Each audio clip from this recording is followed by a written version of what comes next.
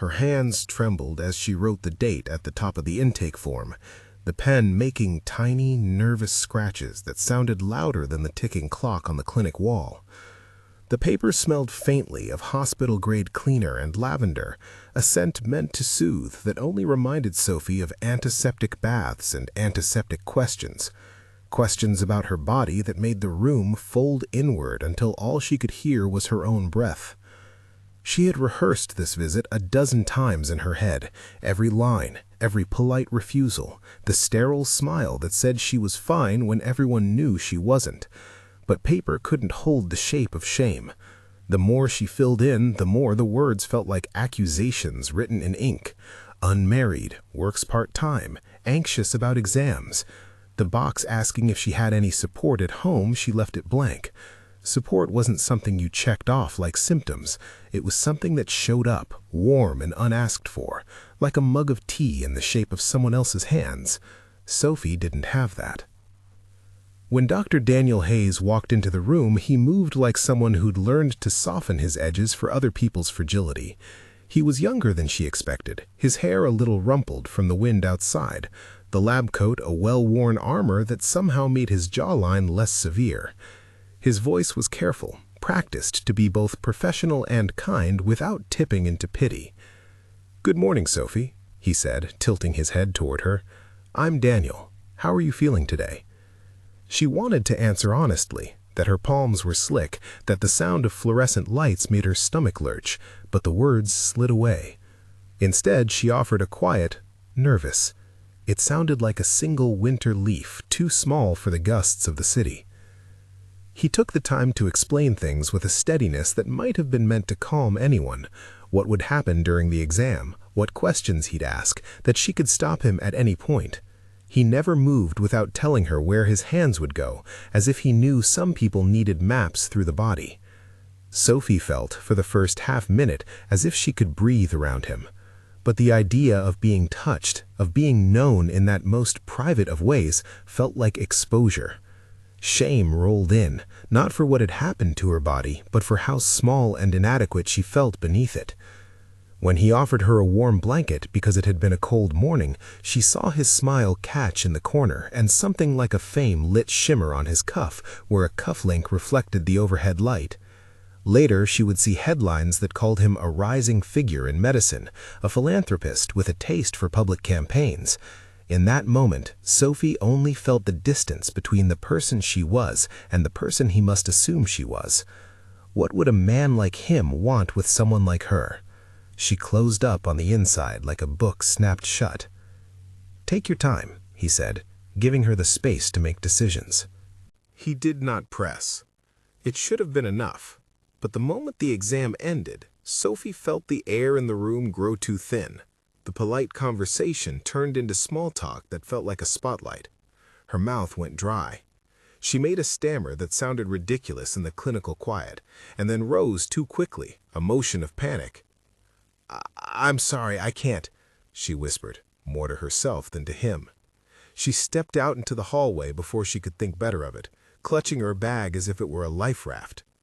The clinic's sliding doors hissed shut behind her, and the city swallowed her breath. A gust of wind pushed through the avenue, lifting a flurry of frost like confetti. Sophie hurried, feet answering the call of familiar sidewalks as if they knew where home felt safe. But safe was a small apartment above a bookstore, with a draft at night, and a cat who treated her with the indifference she had come to expect from everything else that mattered. She didn't wait to hear his name called after her, or the polite, concerned voice asking if she needed water. She didn't look back. Outside, the city had already begun to dress itself for the season. A shop window 2 blocks down lit up with strings of tiny bulbs, warm and patient, like a memory you could walk into. A barista at the corner cafe was setting out a garland of pine and red ribbon. Sophie kept her hands in her coat pockets to steady them. She thought, absurdly, about how ridiculous it was that she could be undone by a clipboard and a lamp. She had been through worse, breakups, unpaid rent notices, but this felt more naked than any of it, because it was her body on display, and she had forgotten how to be soft with herself. By the time she reached the bookstore where she worked afternoons and sometimes slept late in the stacks with a paperback for company, the initial rush had cooled into a heavy shame that sat between her shoulder blades like a stone. Maya, her coworker, looked up from behind the counter with that quick empathy reserved for people who'd shared too many shifts and too many behind-the-counter confessions. "You okay?" Maya asked, without prying, sliding a paper cup of the leftover chai toward her. Sophie accepted it with a distant nod, and in the back of her throat, a small, guilty laugh. She told herself this was about health, about being responsible, about finally taking control. But the truth tasted different. Conversations from the clinic replayed in her head with all the flatness of being overheard by someone else. The way Dr. Hayes said, "Take your time." The way he didn't ask about her apartment or job. The tiny things that meant he saw her as a patient, but not as a person. That distinction gnawed at her. Later that afternoon, with the store quiet except for the occasional footfall and the rustle of pages, Sophie sat at the counter and scrolled through the article a coworker had shown her. It was a profile piece, pictures of Dr. Daniel Hayes in a well-tailored coat, smiling at a ribbon-cutting ceremony beneath a hospital's new pediatric wing, a caption about donations and his name in bold. The headline mentioned an endowment, a new wing bearing his family's name, a photograph of him with a child who grinned like a Christmas card. There were comments below by people thanking him for a new community clinic, calls for him to run for local office. He was everywhere, it seemed, hands folded with grant committees, accepted on panels, lauded in glossy features that made him look like something more than human. Her first reaction was a small, sharp embarrassment that made her cheeks hot. She was alone in a small apartment above a bucolic store that sold classics and used paperbacks stuffed with hidden notes and receipts. She kept her savings in a battered mason jar she told herself was practical. Her life felt insubstantial compared to that glossy life in the article.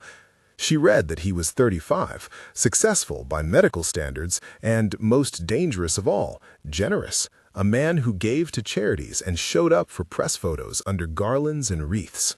Sophie closed the browser as if she could shut the world away, but the seed the piece planted refused to sleep. If he was a public figure, the distance that had hummed between them at the clinic became a canyon. She hadn't wanted to be noticed by anyone, certainly not by someone whose name was pronounced in headlines. The humiliation wasn't rational, she knew that. It was a reflexive attempt at self-preservation. Better to vanish quietly than to be studied under the gaze of someone who could never possibly understand the bus routes she took or the nights she spent reading by pocket lamp. That evening, she sorted returns and shelved romance paperbacks with blue covers, the irony not lost on her. Customers came and went, their conversations a warm murmur.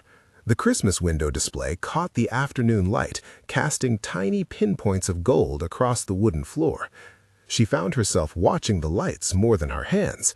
The city, at least, was preparing for cheer. Meanwhile, Dr. Daniel Hayes left the clinic that day with a stack of patient notes he would take home to finish and a mind that kept returning to details he shouldn't have noticed. He had seen a lot of faces in rooms full of white sheets and the hush of antiseptic. He'd learned to separate his life from the lives he helped, to maintain a professional distance like a rim that kept his own fragile insides from spilling outward. But there was something in how Sophie had flinched at the questions, a careful private fracture that made him think of his own tendency to retreat after his last public heartbreak. He recognized the look of someone who'd been taught to hide vulnerability as a survival skill. He watched her exit without calling after her. It would have been easy to follow, to say a different word that might have prodded open a door she didn't want to open. Instead, he made himself write it down in his notes, a clinical observation, and then he made a mental note to ask the nurse to follow up. Ethics were not merely rules to him. They were a distance he had learned, painfully, to respect. He would not let himself become a figure of intrusion in someone's personal story. Promise kept. Days passed with a quiet persistence. Winter tightened its grip on the city, and the first snow began to fall in a thin, apologetic way that made the streetlights fuzzy and forgiving. Sophie found herself watching for evidence that the world could be kind in small ways. A barista slipping an extra biscotti into her takeout cup. A mail carrier whistling tunelessly on a morning route. She began to notice kindnesses because she needed to believe in them. Tiny sutures on the days that frayed. Daniel, whose public life had expanded like a ripple, endorsed a community reading program that deposited a crate of donated books at the bookstore where Sophie worked. The boxes arrived with a polite slip thanking the store for participating. No signatures, just a polite gesture coordinated by his foundation. Sophie didn't learn that his name was attached until he appeared a week later as a face in a photo on the bookstore's social media feed, standing awkwardly among papier-mâché snowflakes and children with sticky fingers. The caption called him an unexpected ally for local literacy. When she saw the picture, self-consciousness flickered in her chest. She wasn't sure whether she wanted to be part of a world that received help like that, and she wasn't sure if she wanted to be the kind of person who thought he'd look at her and pity her. She told herself that gestures didn't make people saints, and that the world could be kind and still have sharp edges. He began to show up like a soft, repeating pattern, a figure at the back of a community fundraiser she attended because bookstore staff were expected to be there. A silhouette reflected in the window of the cafe when she took her break. Each time, he kept his distance and stayed within the polite orbit of someone doing good work. The coincidence of him being at these places felt like a small pressure under her ribs. It was as though his presence challenged an agreement she'd made with herself, to be unremarkable, to stay contained. Sometimes he would come into the bookstore in the quiet hour before closing, browsing with a patience that suggested practice. He would pick up a book, flip it gently, and set it back with a motion that was almost ritual. He never asked for her opinion in those first encounters. He didn't intrude. There were rules, unspoken and precise, and both seemed to honor them by default. Sophie told Maya about it in the privacy of the storage room, watching the box of returns grow like a small, manageable problem. "He's rich," Maya said bluntly. She had the sort of bluntness that was meant to prick Sophie back into the real world. "And he's nice." Big difference between noticing him and marrying him the second he smiles.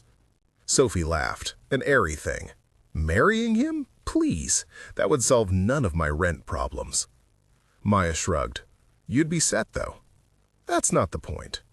Sophie pushed her hair behind her ear, feeling the cheap gold of a ring Maya wore on her finger like a badge. It's the idea of being examined by someone who can afford not to look at you. Maya's eyes softened. You always make it sound like you're under a microscope.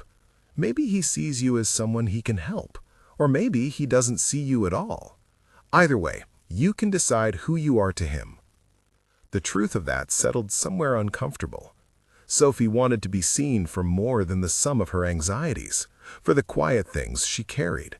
Her battered journals, the way she could lose an afternoon in Proust, the small acts of kindness she did for regular customers who would forget to bring their own bags.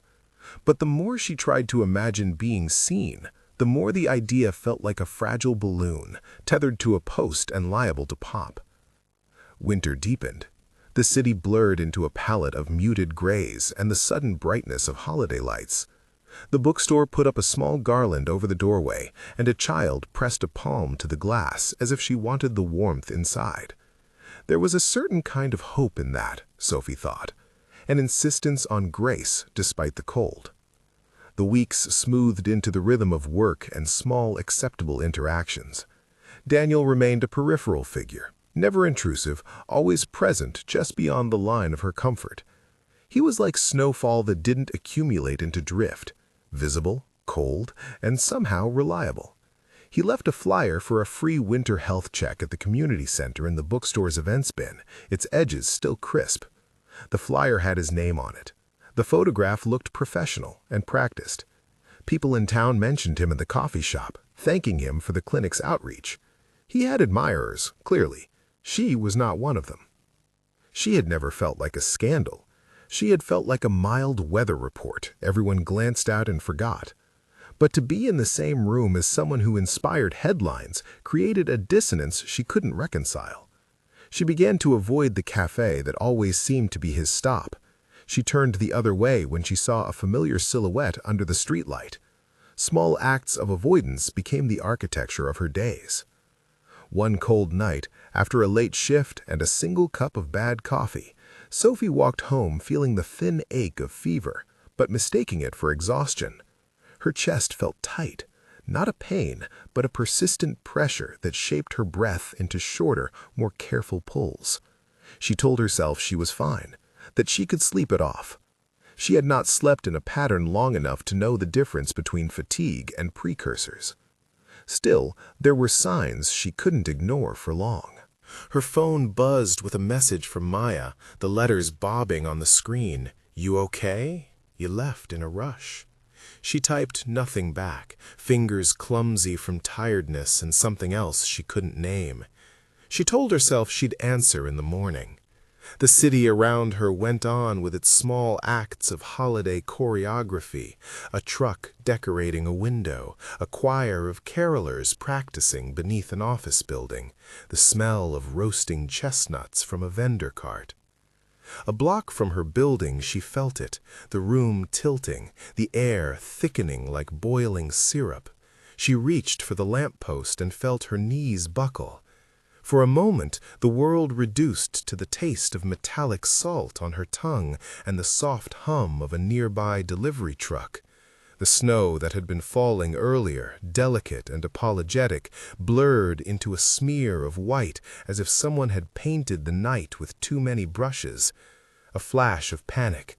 Shame warred with the body's need to surrender. Her vision tunneled. There was a voice, faint, urgent, someone calling her name. She tried to say something, anything, but the sound that escaped was a small betrayal of breath. Her hand slipped on the lamppost as if it were an unfamiliar object. The cold bit through her gloves. The last thing she felt before a blankness opened was the warm press of gloved hands beneath her shoulders, a presence that steadied her in mid-fall.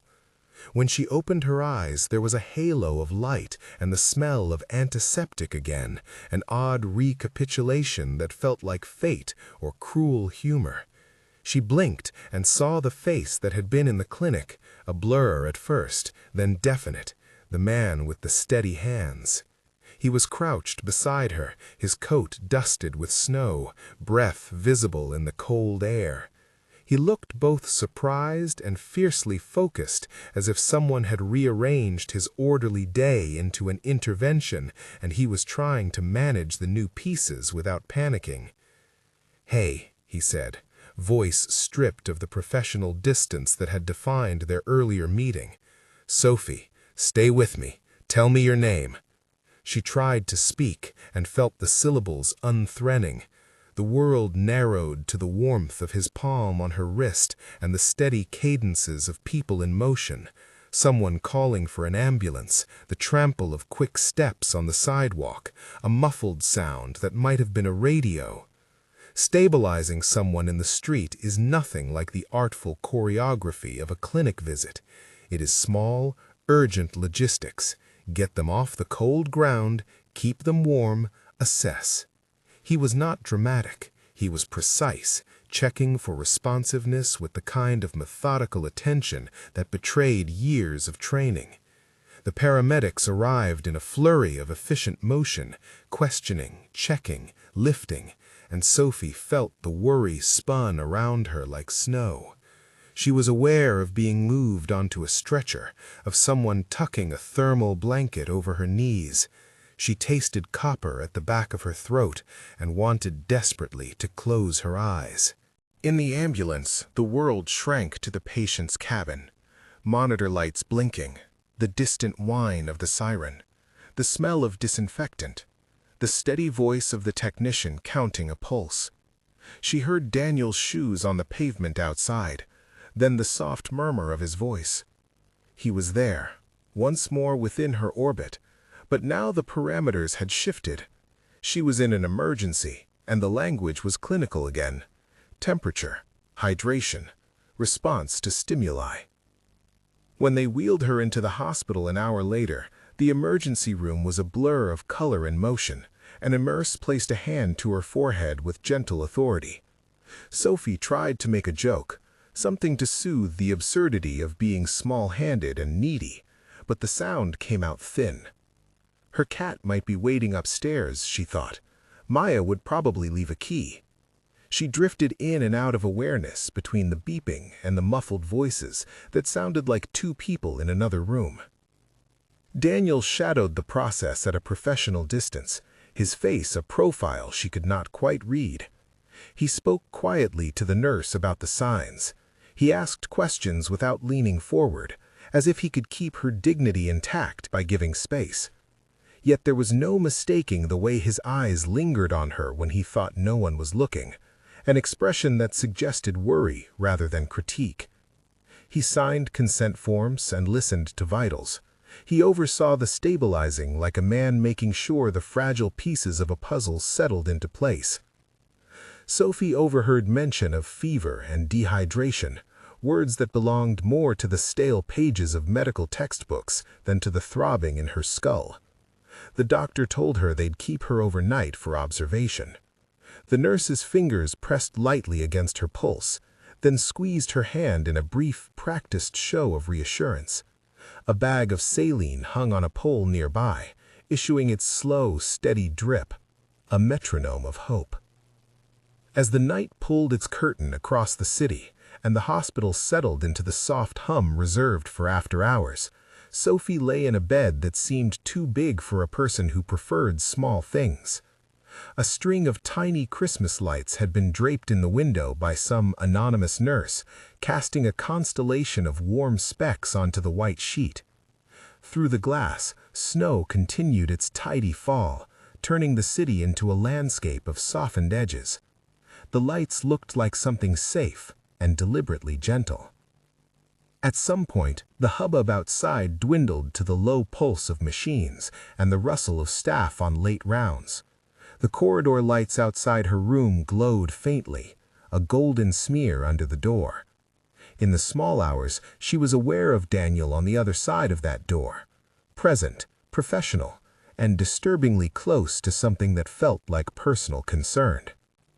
He had not been assigned as her attending. He had been present because he was nearby when she collapsed. He had made the sorts of helpful choices that left no ethical residue, calling medics, assisting with initial stabilization, ensuring she was admitted. Anything beyond that would be a line he knew not to cross. He checked in, made notes, and stepped away when it was appropriate. His restraint somehow made him more present than any intrusive attention could have. Lying in the fluorescent glow, Sophie felt the fragile architecture of her defenses being stripped away by the monotony of beeps and the soft hiss of filtered air. She'd always believed her life could be arranged into predictable boxes: rent, work, books, sleep. Illness, she had assumed, would be an occasional leak in the plan, not something to reshape the blueprint. Now the leak had become a stream, and she was forced to see the map beneath her feet. Someone knocked gently, and a nurse stepped in, carrying a small paper cup with a lid and a straw. "We'll keep you here under observation for the night," she said. "We'll check vitals regularly. If you need anything, press the call button." Sophie tried to put on a brave face. "Thank you," she whispered, her voice still small. The nurse's smile was a practiced thing. She left the room quietly. Minutes passed with only the quiet chorus of a hospital ward. Sophie turned her head and saw at the edge of the curtain the shadow of a man who had been in the right place at the wrong time. Right because his presence mattered, wrong because it meant she was suddenly dependent on the courtesy of strangers. He lingered at the doorway, hands in his pockets, self-conscious as if aware of the fragility in the room. For a moment, neither of them moved. When he spoke, his voice was low enough to be another secret between them. "How are you feeling?" She tried to answer honestly. "Scared." He nodded once. "That's allowed." She smiled at the permission of that, a small, private thing. He did not linger. He left as the corridor light swallowed his figure. He had not crossed the line. He had not offered grand gestures or platitudes. He had taken care in a way that felt like someone tucking a blanket up under a friend. Outside, the snow kept falling, an insistence of white that blurred the edges of the city. The tiny lights in the window hummed against the glass. Somewhere down the hall, a radio played faint carols, not loudly enough to be sentimental, just enough to remind the building itself that it was December. Sophie let her eyes close. The saline ticked into her arm like a second heartbeat. The anxiety that had been her constant companion thinned, if only for a while. She thought of the bookshop's garland, the way Maya had insisted she take home a wrapper of cookies. She thought about the invisible ledger she'd kept all her life of favors owed and kindness not given back. Lying in a hospital bed with a thin blanket over her knees, she felt those ledgers melt into something less like accounting and more like possibility. But possibility was dangerous in a city that taught you to expect the worst. As she drifted toward sleep, she didn't know if the man who had steadied her would remain in her orbit or become just one more distant figure in bright pictures. She didn't know whether the small, steady acts of presence that had started to fray her boundaries would become a safety net or a new kind of exposure. What she did know was that she had been found when she felt invisible, and that someone had chosen, if only for a moment, to make room for her in the quiet of an already busy life. It was not a rescue. It wasn't that kind of immaculate story. It was the less glamorous thing, a polite, persistent attention, a promise of presence, even if just for the night. Outside the window, a single perfect flake landed on the sill and melted into a tiny, clear bead. The world held its breath, and Sophie, for the first time in a long time, allowed herself to imagine that the small kindnesses might stack into something more than ephemeral. The hospital night thinned into a kind of hush that was both heavy and oddly generous. Outside, snow settled on the window ledge in little heaps. Inside, the tiny string of lights made constellations on the sheets. Sophie kept her eyes closed more than because of the exhaustion. There was a carefulness to the way she let sleep touch her now, as if not to waste the minutes she was given. When the curtain at the foot of her bed moved and Daniel's silhouette appeared again, it felt less like an intrusion and more like the shape of a question. He did not cross into the room at once. He stood in the doorway with his hands folded, the lines at the corners of his eyes deeper in this light. He had been there earlier, present, practical, but now, after the hush of midnight rounds and the soft clatter of a cart somewhere down the hall, his presence belonged to a different register. He looked at her as if trying to measure whether she was awake enough to decide for herself. He began, then stopped, as if too many things lived in the single syllable. Sophie turned her head slowly and met him halfway. The beeping of the monitor filled any empty space between them, not intrusive but insistently domestic. Her first thought was to say the sensible thing, "Thank you for saving me," to call across that gulf and name his help as it deserved. Instead, she said, "You're here." He let out a small breath that might have been a laugh. "I couldn't leave, not out there with the snow, and not after you went under. He paused. His hands found each other again, then let go. "I stepped back when the paramedics took over. I made sure you were handed to the right team. I didn't—" he seemed to choose each word. "I didn't want to blur lines." Sophie listened to the clarity of that. It mattered more than anything he could do. The worry that had tightened her chest for months, the worry that anyone in a white coat might mistake authority for ownership, eased a degree. She realized with a small, startling relief that he had not used the emergency as an excuse to barge into the only place she could not flee. He had been careful. "Thank you," she said, the phrase small and honest, for not making it worse." He nodded. For a minute they both let the silence sit like a warm shawl. "Can I sit?" he asked at last. If that's okay, not as a doctor, just, can I be a person here? Sophie took a breath and thought of the clinic where every question felt scheduled and sanctioned, of the waiting room where she had fled before. She considered the ethical ledger he had mentioned, the way he had respected distance. She surprised herself by nodding. "Yes," she said. "You can sit, but not about medical things." "Not medical," he agreed, and the relief on his face made a small hollow in his expression that was almost tender. He pulled a chair up and sat across from her, far enough that she didn't feel hemmed in, but close enough that his features were readable in the lamplight. They spoke about small things at first, the predictability of the hospital's nights, the absurdly precise way the cafeteria always closed at 3 a.m., the neighborhood bookstore's habit of tucking a free paperback into orders around the holidays. He had a way of talking that made ordinary details feel chosen, not incidental. When conversation softened, he stopped skirting the edge of what he wanted to say. "I've been thinking about what it's like," he said quietly, "to be seen and to be stared at, to be mistaken for something you aren't. You looked off today, not because of the illness, but because you were carrying the whole of your life in your shoulders. I remember what that felt like." Sophie let the words settle. There was no performance in him, no attempt at flair, only an earnestness like someone reading aloud a private confession. "You don't have to explain that. You don't even know me." He smiled, small and rueful. "Maybe I don't, but I know how it is to be closed off. I spent the last few years learning the hard way not to let people in. I wasn't always that careful. I used to think keeping a distance meant protecting myself, but distance can become a cage." When he spoke of his past, it wasn't a press for sympathy, it was an offering of context, a betrayed trust, a public unraveling that taught him how far to stand away. He told her about the last relationship he'd had, how it crumbled under the weight of expectations and headlines, and how that had taught him a different kind of humility. He did not try to make his story parallel hers, he only let the fact of his vulnerability be visible.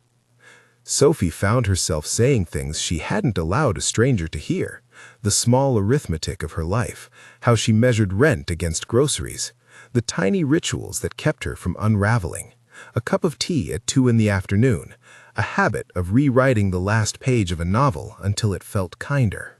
She didn't adorn these facts, she stated them as if dropping pebbles into a pool. When she finished, Daniel looked at her with a kind of reverence that didn't feel like pity. "You're not broken," he said, simply. "You're—" He stopped and fumbled for a word that was truer than a compliment, something that named the difficult kind of resilience she had honed. "You're quiet in a way that takes a lot of courage." The admission caught her off guard. Her first impulse was to counter with jokes about being ordinary, about how courage was in the big, obvious things, not the small, daily ones.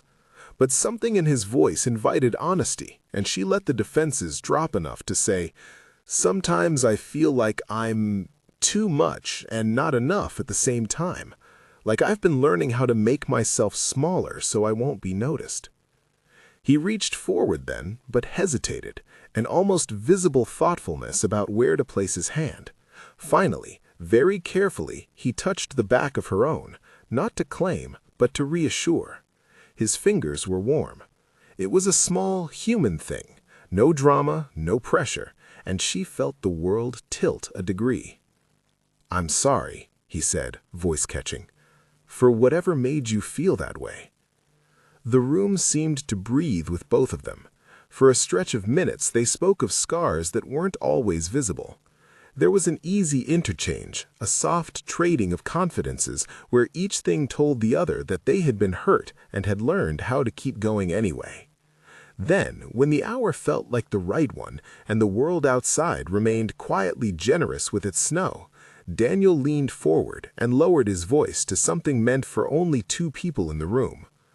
"I need to say something," he said. "I don't want to scare you. I promise I won't step on any line you don't want crossed.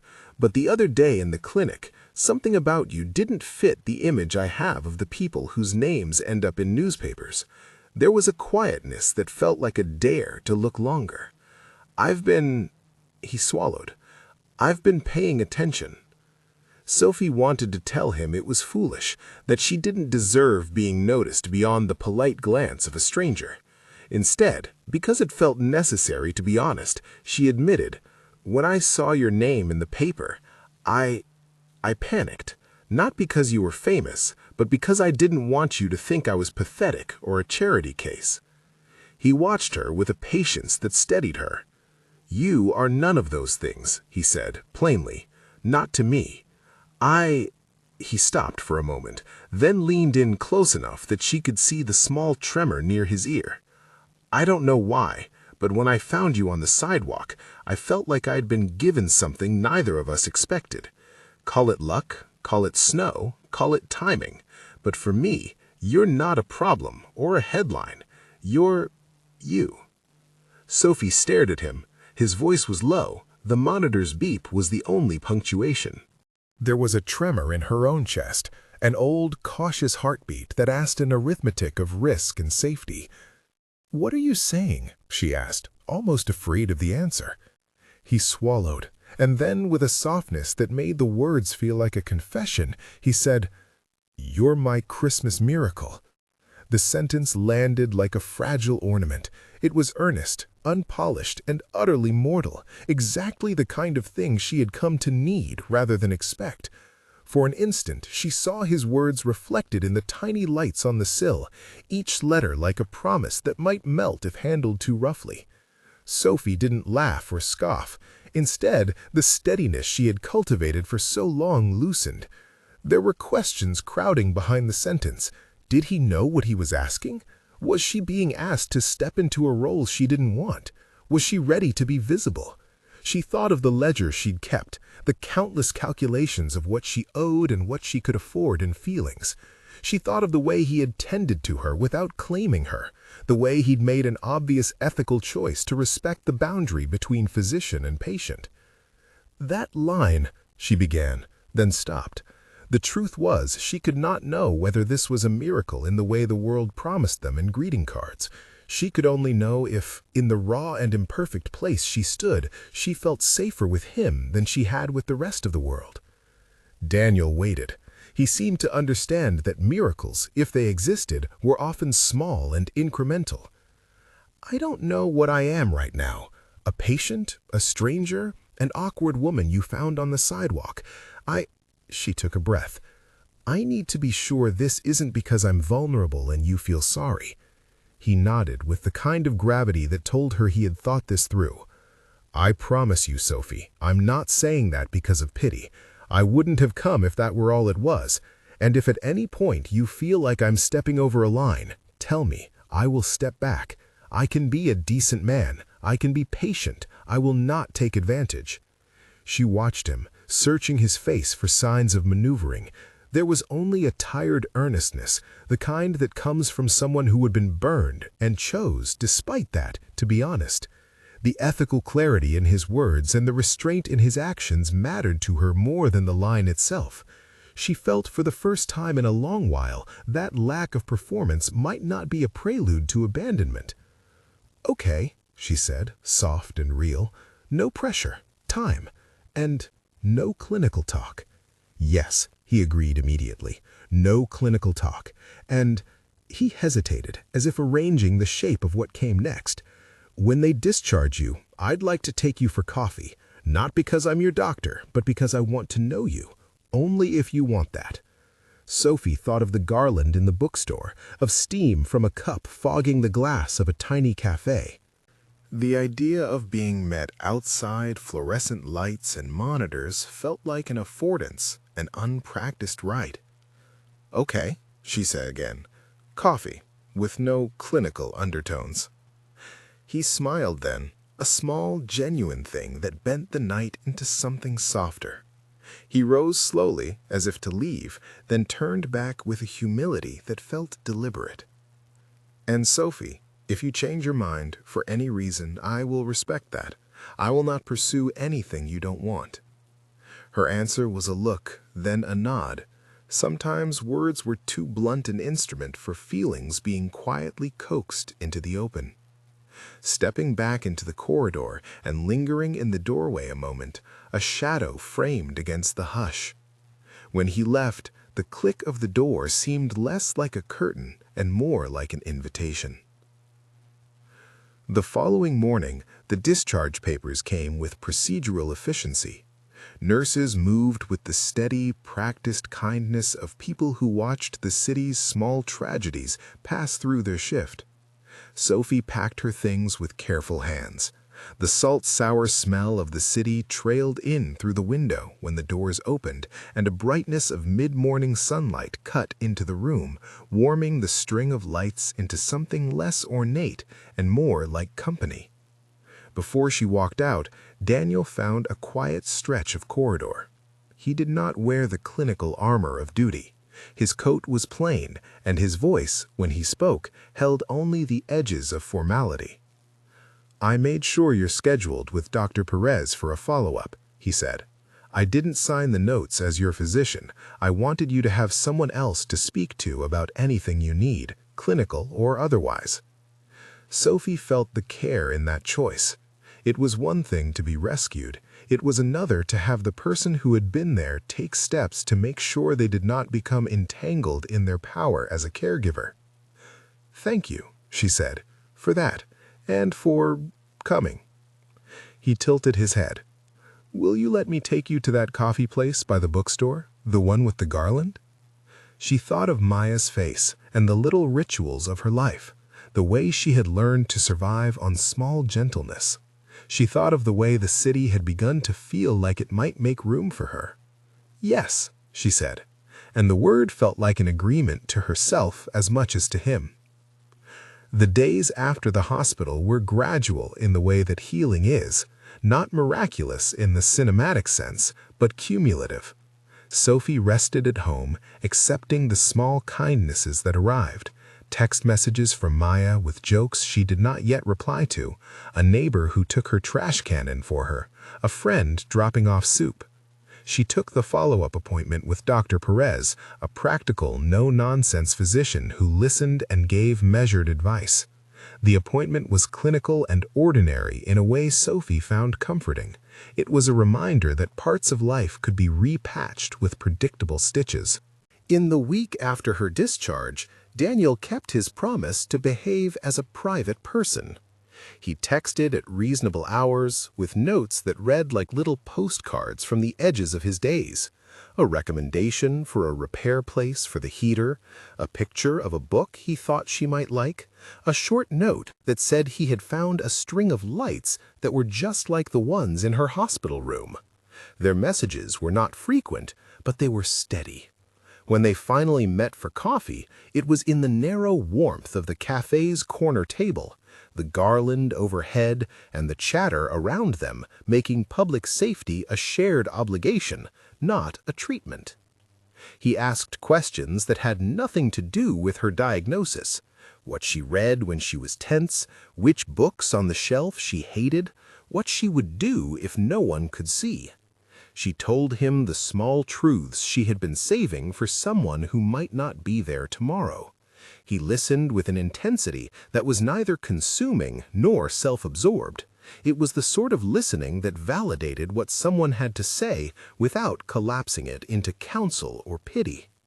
Weeks turned into a montage of small, steady acts.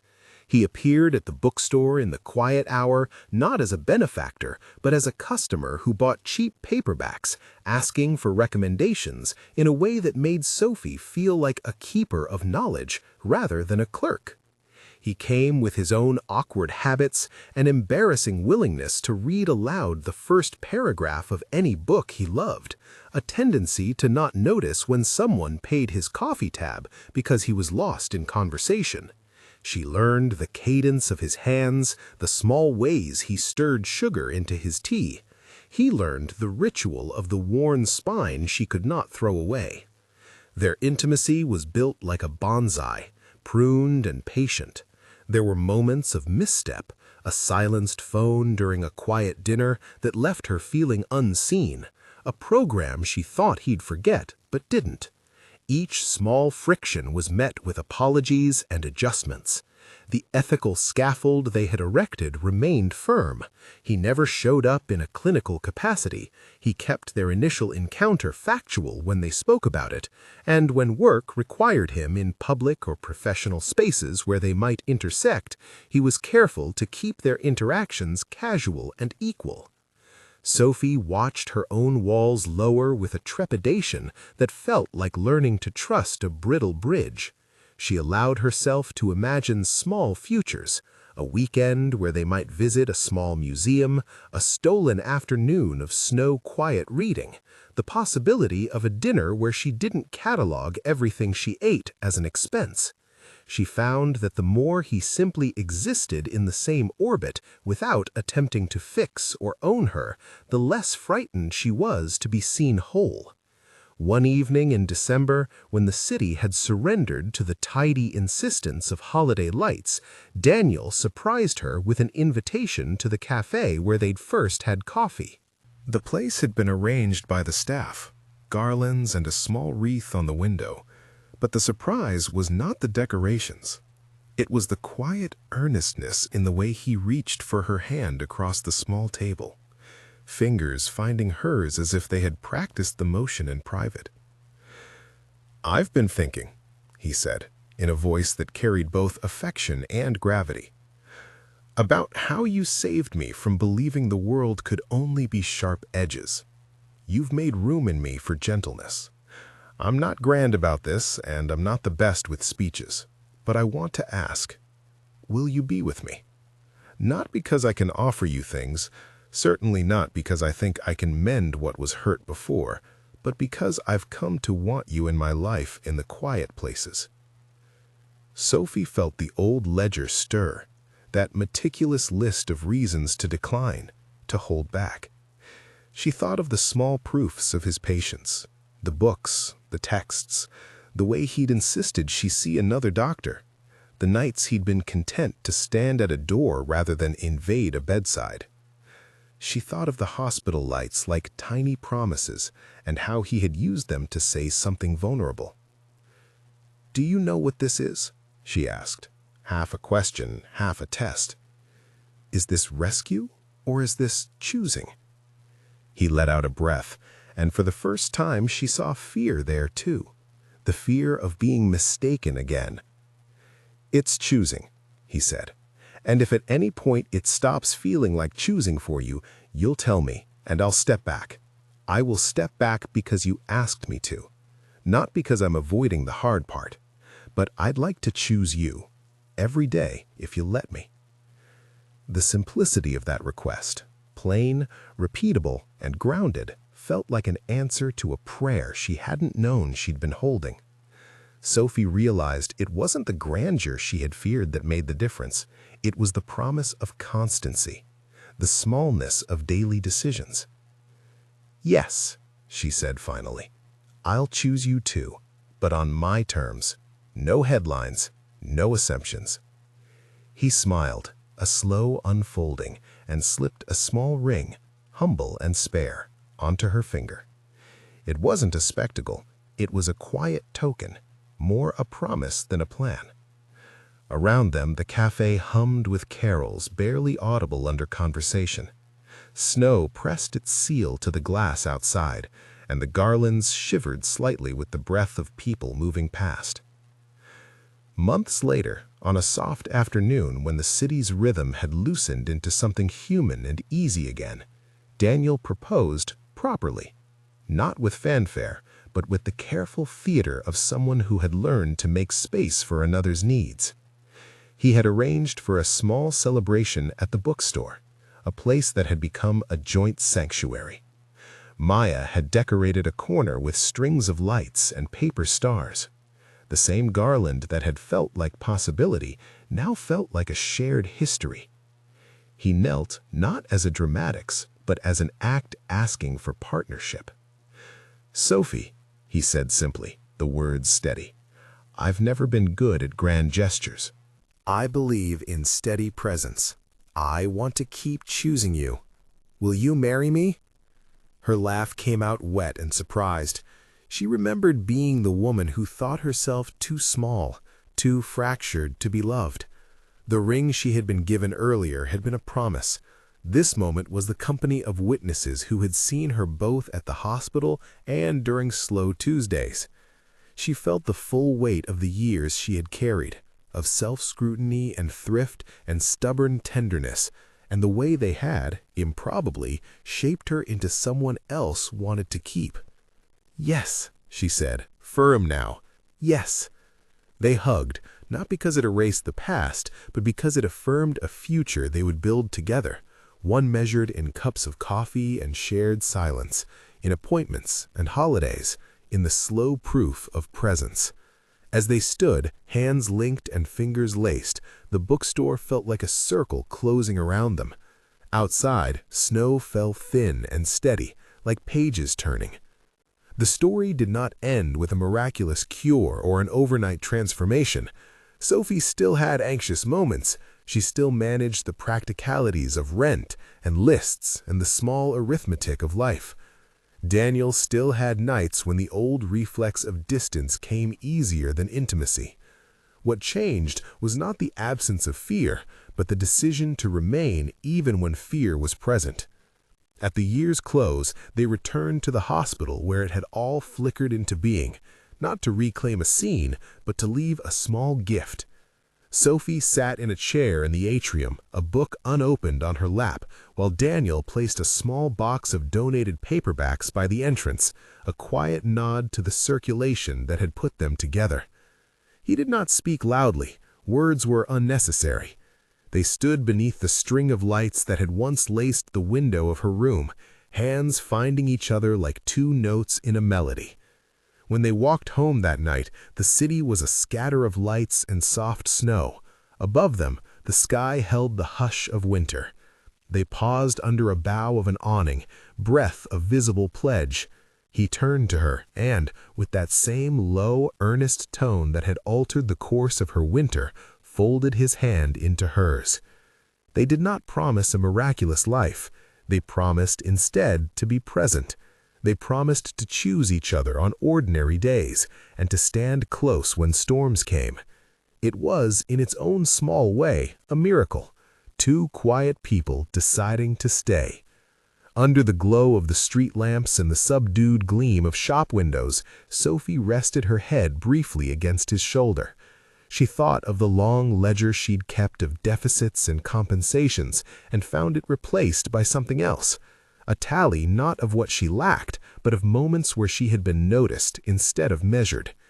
And in that hush, without the fanfare of headlines or ceremony, Daniel whispered again, not as a question now, but as a steady truth, words she'd hear and keep like a talisman through years yet to come. "You're my Christmas miracle." If Sophie and Daniel's story warmed your heart, leave a comment with your favorite moment, and subscribe for more soul-stirring stories.